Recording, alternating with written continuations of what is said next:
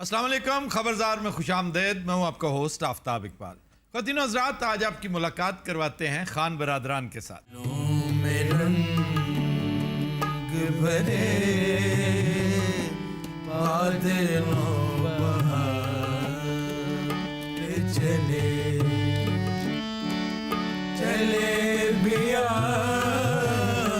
के गुलशन का कारवां चले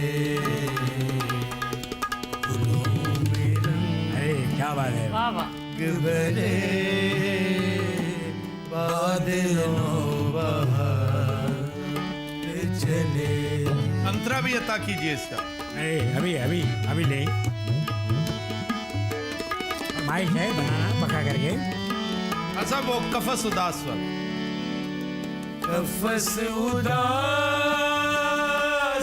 है यारो सबा से कुछ तो कहो, नहीं तो मेरे खुदा आज जिक्र चले चले बिया के गुलशन का कारवां चले फूलों में रंग। वाह जी वाह, वाह वाह। मैं आपको बता रहा था अबे जरूर ये गालबन जेल की शायरी है, जिंदा नामा जी। वैसे साहब को जब सजाए मौत हो गई थी भाई, हाय हाय। काल कोठड़ी में रहा इतना बड़ा शायर, तुम्हारा सजाए मौत हो चुकी थी, उसको एग्जीक्यूशन नहीं मिली। ऐसे बहुत बड़ा बड़ा लिटरेचर, बहुत बड़ा काम जेलों के अंदर हुआ है। तो आगा शोरश कश्मीरी, आगा शोरश कश्मीरी ने बहुत कुछ किया। मौलाना मौदूदी, मौदूदी साहब तो खैर सर सैयद कुतुब शहीद रहमतुल्लाह अलैह ने। कुतुब शहीद, मतलब तफहीमुल कुरान आधी से ज्यादा जेल में लिखी गई। फिर वैन गॉग जो असाइलम में रहा, उसने क्या क्या चीजें वहां पे पेंट की। ਜਿਹੜੇ ਬੰਦੇ ਨਹੀਂ ਕੰਮ ਕਰਦੇ ਉਹਨਾਂ ਨੂੰ ਜੇਲ੍ਹ 'ਚ ਭੇਜ ਦਿਆ ਫਿਰ। मियाँ साहब चले तो गए ने। ये नवाज शरीफ साहब भी जेल में, देखें ये जितने बड़े लोग थे। अब नेल्सन मंडेला ने जेल में जाते ही सबसे पहले कहा, उन्होंने कहा जी कोई और चीज चाहिए, उसने कहा कागज और कलम दे दो। हर बड़े आदमी ने यही कहा होगा, बेशक मेरी चश्मे तस्वुर भी यही देखती है। मैं नाम नहीं ले रहा, इस वक्त मौजूदा मीडिया के ऊपर मौजूद हैं वो शख्स।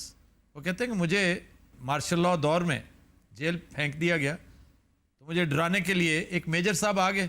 मैं शाही कले में था, तो मैंने कहा मुझे डरावा ना दो, मैं बेरोजगार नहीं होता, मैं जेल में रहकर अगर प्रूफ रीडिंग ही करता रहूं तो मेरे बच्चे पल जाएंगे। वाह वाह। उसने कहा कि मुझे कागज और कलम दीजिए। मियां नवाज शरीफ ने एक ही रट लगा रखी है, मुझे मेरी मर्जी के केबल दें, मुझे मेरी पसंद के टीवी चैनल दें। उन्होंने कहा हुजूर ये आप ही की हुकूमत का बनाया हुआ कानून है, हम आपको पीटीवी होम के अलावा कुछ नहीं दे सकते, एक स्पोर्ट्स और एक होम। वैसे ये जो आपने बात कही, वाह, ये जो बंदा जेल में जाता है वो कागज पेंसिल मंगन लग पैंदा है जी, उसे की मतलब खत लिखन लग पैंदा है। खत लिखते हैं ना, बड़े बड़े खतूत जेल से, बड़े शानदार खतूत। भुट्टो की किताब इफ आई एम असैसिनेटेड, ये जेल में लिखी गई थी जी जी।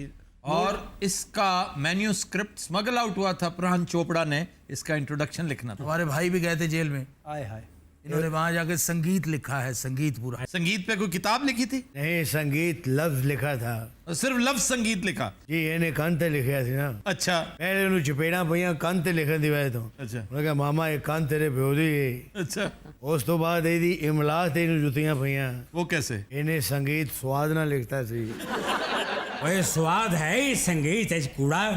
वो संगीत नहीं संगीता है अन्नी दिया। ਚਾਦਰਾਂ ਤੁਹਾਡੀਆਂ ਆਪਣੀਆਂ ਜਾਂ ਤੁਹਾਡੇ ਤੇ ਕੋਈ ਚੜਾ ਗਿਆ ਹੈ? ये चादरें भी जेन्युइन है, जनवन। और जो काम हुआ है ना किनारे पे, ये कश्मीरी है। ਹੁਣ ਇਹ ਵੀ ਦੱਸਣਗੇ ਆਉਂਦੀਆਂ ਕਿੱਥੋਂ ਕਿੱਥੋਂ। हाँ हाँ, ये पहले भिम्बर के रास्ते यहाँ पंजाब आया करती थी कश्मीर से। ਤੁਸੀਂ ਕਿਤੇ ਰਾਤ ਨੂੰ ਟਰੱਕ ਤੇ ਨਹੀਂ ਲੁੱਟਦੇ? इस वक्त इसका सबसे बड़ा गढ़ जहाँ ये मैन्युफैक्चर होती हैं, क्योंकि कारीगर सारे फिर इधर आ गए ना, वो है जलालपुर जट्टा, वेरी क्लोज टू भिम्बर। ਇੰਨਾ ਨੌਲੇਜ ਅੱਲਾ ਜਾਣਦਾ, ਸ਼ੈਤਾਨ ਦੇ ਬੱਚਿਆਂ ਨੂੰ ਨਹੀਂ ਹੋਣਾ। ਇਹੋ ਜਿਹੇ ਬਾਬੇ ਫੰਕਸ਼ਨ ਦਾ ਐਡਵਾਂਸ ਲੈ ਕੇ ਫੌਤ ਹੋ ਜਾਂਦੇ ਨੇ। अच्छा, इस सूरत में एडवांस तो फिर गया ना। कहा साहब आप बताएं ना। क्यों जी, मैं लैके 2-3 बारी फौत हो चुका। लाहौर में जैसे बाबा जी ने अपनी प्रॉपर्टी बेची, 4-5 करोड़ रुपए एडवांस लेकर अपना अंगूठा कटवा दिया। और बाद में बैक डेटेड में ये शो करवाया तो मेरा तो अंगूठा शुरू से नहीं था, ये अंगूठा जारी लगाया गया है और पैसे खाए गए।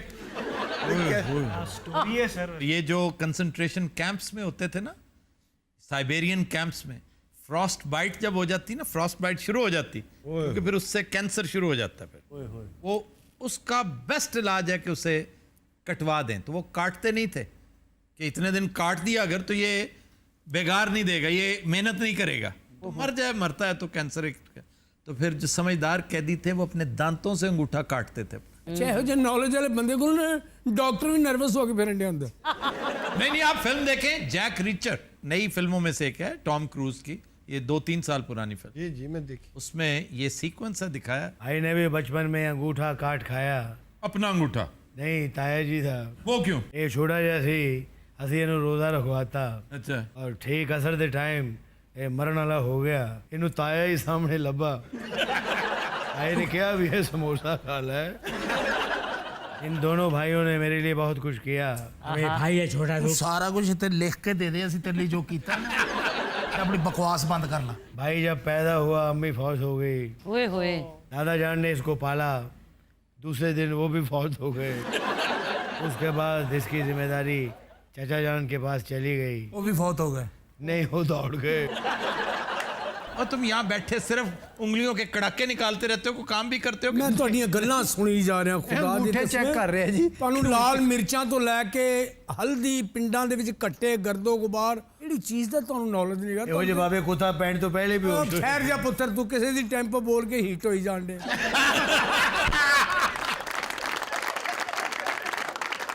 मेरे सवाल का जवाब देते अभी तक नहीं दिया तुमने। कोई काम भी करते हो या सिर्फ यहाँ बैठे वक्त ज़ाया? ਮੇਰਾ ਕੰਮ ਕਰਨਾ ਨਾ ਕਰਨਾ ਇੱਕ ਮਾਮੂਲੀ ਜੀ ਗੱਲ ਹੈ। ਮੈਂ ਤੇ ਲਾ ਇਲਾਹਾ ਇল্লাল্লাহ ਮੁਹੰਮਦ ਤੁਹਾਡੀਆਂ ਗੱਲਾਂ ਸੁਣ ਕੇ ਹੈਰਾਨ ਹੋ ਗਿਆ ਕਿ ਇੱਕ ਬੰਦੇ ਨੂੰ ਇੰਨੀਆਂ ਗੱਲਾਂ ਨਹੀਂ ਯਾਦ ਰਹਿੰਦੀਆਂ। ਇਹ ਅੱਲਾ ਦੀ ਰਹਿਮਤ ਮੈਨੂੰ ਲੱਗਦਾ ਹੈ। ਅੱਲਾ ਦੀ ਰਹਿਮਤ ਹੋਰ ਹੁੰਦੀ ਹੈ, ਦਿਮਾਗ ਦਾ ਖਲਲ ਹੈ। ਅੱਲਾ ਦੀ ਰਹਿਮਤ ਹੁੰਦੀ ਕਿ ਉਹਦੇ ਕੋਲ ਜਾਇਦਾਦ ਬੜੀ ਹੈ, ਉਹਨੂੰ ਪ੍ਰਾਪਰਟੀ ਬੜੀ, ਉਹਨੂੰ ਆਮਦਨ ਬੜੀ ਹੈ, ਉਹ ਕੋਈ ਕੰਮ ਕਰੇ ਮਿੱਟੀ ਨੂੰ ਹੱਥ ਪਾਵੇ ਸੋਨਾ ਹੋ ਜਾਂਦਾ। ਆਪਾ ਬੜਾ ਟੈਕਨੀਕਲ ਹੈ, ਇਹ ਮਿੱਟੀ ਨੂੰ ਹੱਥ ਲਾਏ ਉਹ ਚਿੱਕੜ ਬਣ ਜਾਂਦੇ। आपने आज तक किसी बड़े मुकाबले में हिस्सा लिया? बहुत बड़े बड़े मुकाबलों में। कुश्ती के। मैं आपको 50,000 रुपया दूंगा, ये सिर्फ पता कर दो कि ये ढाड़ी है या नहीं। ਮੈਨੂੰ ਦੱਸੋ 50,000 ਮੈਨੂੰ ਦਿਓ, ਕਿਹਦਾ ਅਕਾਊਂਟ ਆੜੀ? ਉਹ ਤੈਨੂੰ ਤੇ 100 ਰੁਪਏ ਦੀ ਤੂੰ ਘਰ ਦੀਆਂ ਗੱਲਾਂ ਵੀ ਦੱਸ ਦੇਣਾ। ऐसे अपना क्या नाम है आपका? अल्लाह देता। नहीं, मैं एक खातून की गल कर।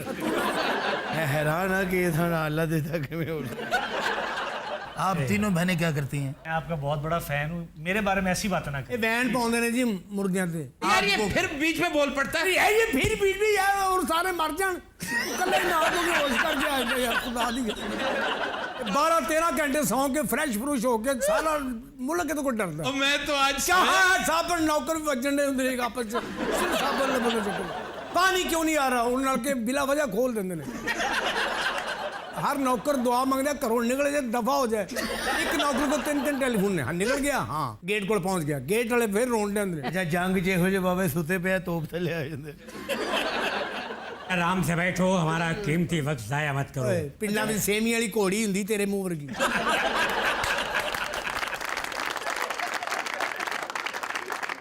क्या रे गाना था मेहदी हसन साहब का, वो सुनाओगे? अरे बताओ। लगी रे, चलो जी सादे मोहतरम। ये लगी रे,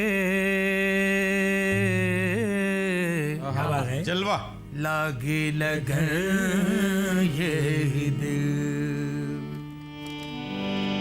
ये लगी रे। इधर तगड़ा होके कमजोरी नाल कहन दे, टका लगी दे। लगन ये जले सुर ए सागर में, दीप जले सुर के सागर में।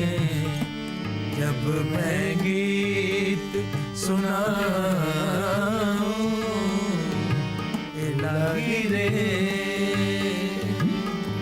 लागे लगन ये दिल। वाह जी वाह, वाह वाह। मैं आपको बता रहा था, हमारे दादा बड़े सख्त आदमी थे। खे के ऊपर शद क्यों डालते हो बेवकूफ शख्स? तुम्हारी खे मुशद्दद क्यों है? हकीम साहब ने भी इसको कहा है तुम्हारी है मुशद्दद है। आज दरअसल ये है आफ्ताब साहब, लोग इस चीज़ को मजाक समझते हैं, ये जो रियाज है ये बड़ी मुश्किल चीज़ है। हमारे जो दादा जान थे मरहूम, वो 8-8 घंटे नहर पे खड़े होके रियाज करते थे। 8-8 घंटे नहर ਤੇ ਖਲੋ ਕੇ ਦੁਆਣਾ ਲੱਭਦੇ ਰਹਿੰਦੇ ਸੀ। ਆ ਸਭ ਕੋਈ ਐਸਾ ਫੰਕਸ਼ਨ ਜਿੱਥੇ ਤੁਹਾਨੂੰ 700 ਇਕੱਠਾ ਹੋ ਗਿਆ ਹੋਵੇ। 7 लाख रुपया हुआ है, खूब इंसान दी 70 कुंडी ਬੰਦਿਆਂ ਨੇ ਕਿਹਾ ਸੀ ਲੱਖ ਦੀ ਲਾਨਤ ਕਰ ਦੇ। अब ठंड पड़ गई है तुम्हारे दिल में जी, ये जनाब। फजूल सी बात करके। ਕਾਂ ਦੇ ਪੰਜੇ ਵਰਗਾ ਮੂੰਹ ਦਿੱਤੇ ਤੇਰਾ। ਤੇਰੇ ਵਰਗੀ ਤੇ ਤੰਦੂਰ ਦੇ ਕੋਲ ਖਲੋ ਕੇ ਮਾਈਆਂ ਨੂੰ ਕਹਿਣ ਹੁੰਦੇ ਔਰ ਰੋਟੀ ਡਿੱਗ ਪੈਣੀ ਏ ਔਰ ਡਿੱਗ ਪਈ। ਇਹ ਖੋਤਿਆਂ ਨੂੰ ਕਹਿਣ ਦੇ ਹੁੰਦਾ ਇਹ ਮੇਰੇ ਨਾਲ ਛੋਟਾ ਹੈ। ਮੱਲੇ ਵਾਲੇ ਕਹਿੰਦੇ ਨੇ ਇਹ ਖੋਤਾ ਨਹੀਂ ਇਹਦੇ ਨਾਲ ਦਾ, ਇਹ ਮੇਰੇ ਨਾਲ ਛੋਟਾ ਹੈ। ਅੱਛਾ ਖੋਤਿਆਂ ਦੀ ਦੌੜ ਹੋਵੇ ਨਾ ਤੇ ਦਿੱਤੇ ਵਰਗੇ ਬੰਦੇ ਚੀਫ ਗੈਸਟ ਹੁੰਦੇ ਨੇ। ऐसे आपके जो दित्ता साहब हैं, हाँ जी, बड़े इंटेलिजेंट है माशाल्लाह। ये हो साइंसदान चांदते जाके वाशरूम लाते रहते। यार चांद के बारे में हमारी चश्मे तस्वर बहुत अच्छा सोचती है। क्या किसको भेज रहे हो वहाँ? और ये तो कहते हैं कि सबसे पहले चांद पे बंदर भी गया था। स्पेस में सबसे पहले कुतिया गई थी, रूसी कुतिया थी, उसका नाम था लायका। वो 2 दिन होते रहे ये चांदते, फिर उन्हें साइंसदान उबाड़ लिया। ऐसे आफ्ताब साहब, मेरा भाई चांद पे जा सकता है। कोई भी जा सकता है चांद कोई पे। ऐसी उड़न आबदोज है। आसमान पे साइंसदान बड़ी देर से जा रहा है। आसमान से क्या अच्छा शेर याद आ गया। तू एक बार जो दिल की जमीन छू लेती, तू एक बार जो दिल की जमीन छू लेती, तो फिर मैं अगला कदम आसमान पर रख। क्या बात है, क्या बात है। दरअसल बात ये है आफ्ताब साहब कि हम ज़्यादातर प्रोग्राम बैरून मुल्क करते हैं। बैरून मुल्क करते। अभी पिछले दिनों में बरतानिया गया हुआ था, मलका बरतानिया गया। अरे वो बताओ जो लता मंगेशकर ने मुझे थप्पड़ मारा था। क्यों थप्पड़ क्यों मारा था खान साहब को? 4 घंटे भाई ने उनके सामने गाया और वो रोती रही। अच्छा, लोगों ने पूछा आपके ऊपर गाने का इतना असर हुआ? उन्होंने कहा मैं गाने ना नहीं रोन रही था, मुझे को डर लगन रहा थी। हमारा गाना 5 या 4 घंटे से कम कोई सुनता नहीं है। क्यों? 3 घंटे हम पहले उनको दबाते हैं। टोटल गाना तो 15 मिनट का। देवानंद इनके आम गाने के लिए गए।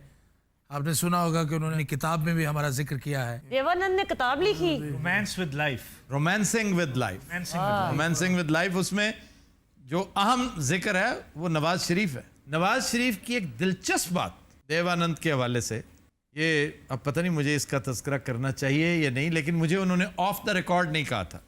लॉर्ड नज़ीर कहते हैं कि एक दफ़ा नवाज शरीफ के साथ मैंने इनकी मुलाकात रख दी। चंद पार्लियामेंटेरियंस के लिए इन्होंने दरख्वास्त कर रखी थी कि मेरी मुलाकात करवाओ। तो बरतानिया में मैं चंद दिन के लिए आया हूँ, तो मेरी मुलाकात करवाओ। मैंने कहा यार ये तो बहुत ज़रूरी है, मुल्क की खिदमत है। अच्छा, मैंने 5-7 बड़े अहम पार्लियामेंटेरियंस को इकट्ठा किया। तो टाइम 3 बजे था कि ठीक 3 बजे से पहर आप पार्लियामेंट में पहुंचेंगे। तो एंड टाइम पे मुझे फ़ोन आ गया कि आपकी भाभी बीमार हो गई हैं, तो मैं डॉक्टर के पास उन्हें लेके जा रहा हूँ, आई एम सॉरी मैं नहीं आ सकता। बड़ा अफसोस हुआ कि एंड टाइम पे वो मिस हो गया, लेकिन जाहिर है कोई एलिमेंट एक ऐसी चीज़ है, तो ऐसे ही हुआ होगा। कहते अगले दिन मेरी मुलाकात हुई, हमारा एक पाकिस्तानी है जो फोटोग्राफर है बड़ा मशहूर, तो वहाँ पे तो उन्होंने कहा कि कल आपका बड़ा जिक्र होता रहा लॉर्ड साहब 3 बजे। उन्होंने कहा जी कहाँ? कहते नवाज शरीफ साहब मुझे साथ लेकर गए थे देवानंद के घर। देवानंद ने उन्हें बुला लिया था तो उनके घर। यानी मैंने पार्लियामेंटेरियंस के साथ टाइम रखा हुआ था, वो डॉक्टर देवानंद और वो डॉक्टर देवानंद के पास चले गए कि बीवी बीमार हो गई है। देखे ना, मतलब प्रायोरिटी देखें उस बंदे की उस वक्त भी क्या थी। आफरीन है, यानी फन के साथ मोहब्बत, इसका क्रेडिट तो देंगे आप नवाज शरीफ। अरे आपके यहाँ इतने प्रोग्राम होते हैं, इतने गेट टुगेदर्स होते हैं, आपने हमें कभी बुलाया नहीं। इसके लिए केटरिंग का काम करते हो? ये बोस की एमी नहीं पहनती। तो दिन रात हम लेते हैं एक ब्रेक, हमारे साथ रहिएगा।